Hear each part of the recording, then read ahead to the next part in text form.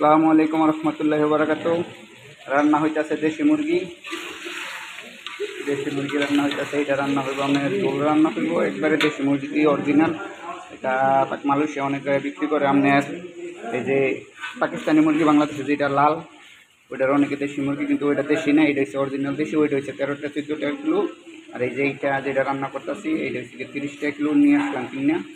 এটা অরিজিনাল একবারে। এই যে আমাদের দেশে যেমন ঘরে ঘরে লালন পালন করে খালারা, বইনেরা, আম্মারা, ওই রকমই রয়েছে এই দেশি মুরগি। এই যে রান্না করতেছি।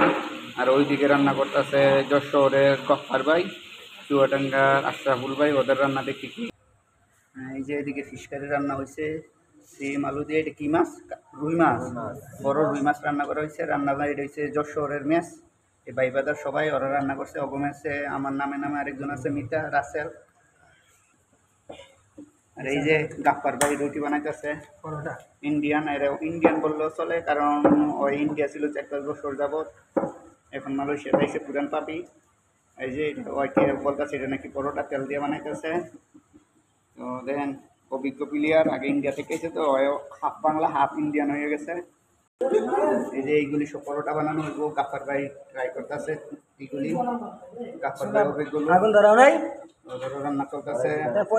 রান্না ওদিকে শেষ হয় নাই, তো আমার ওইদিকে যাইতে হইব, নয়তো নিচে লাইকে যাইতে পারে। এখানে রেখে দিলাম ভিডিও।